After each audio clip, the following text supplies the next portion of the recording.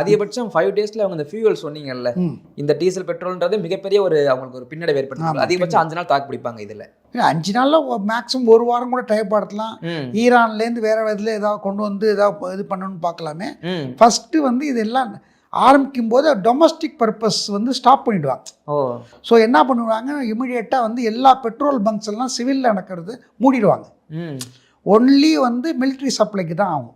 So domestic supply stop பண்ணிட்டாகவே உங்களுக்கு விலைவாசி எக்கச்சக்கமாக ஏறிடும். இப்போ இன்றைக்கி ரேட்டுக்கே வந்து 1 கிலோ அரிசி 350 ரூபா விற்குது. 350 ரூபா. 1 கிலோ சுகர் கிட்டத்தட்ட 500 ரூபா ஆயிடுச்சு. 1 கிலோ சிக்கன் வந்து 800 to 1000 ருபீஸ் ஆயிடுச்சான் இன்றைக்கி நிலைமை இருப்படி பார்த்தீங்கன்னா. ஸோ அவங்க விலைவாசி இப்போ இதாகும். அண்ட் மோரோவர் ஒரு 10 நாள் ஒரு வாரம் தாக்குதலுக்கு அப்புறமேல வந்து எங்கேயுமே கடைகள் எதுவுமே இருக்காது, எல்லாம் சூறையாடப்படும். அந்த மாதிரி ஒரு நிலைமை இருக்கும். ஏற்கனவே வந்து மோர் தென் 1600 பேருக்கு மேலே மிலிட்ரி பர்சனல், லோக்கல் பர்சனல் ராஜினாமா கொடுத்துருங்க. ஏன்னா பிஎல்ஏ பலுசிஸ்தான் லிபரேஷன் ஆர்மியோட அவங்களோட சண்டை போட முடியாது, நிறைய பேர் தப்பிச்சு வந்துட்டாங்க. அந்த யூனிட் போஸ்ட் பண்ண இடத்துல இல்லை எதுலையுமே. அவங்க பண்ணிவிட்டு வந்து எல்லாருமே ரெசிக்னேஷன் கொடுத்தாங்க.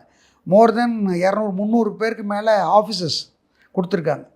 இவங்களெல்லாம் ஒன்றிணையணும், நீங்கள்லாம் வந்து போருக்கு வரணும், திருப்பி உங்கள் பதவியை ஏற்றுக்கிட்டு எல்லாம் பண்ணணும் அப்படின்னு ஒரு major general, Pakistan major general letter எழுதியிருக்கிறதெல்லாம் சர்க்குலேட் பண்ணிகிட்டு இருக்காங்க கம்ப்ளீட்டாகவே.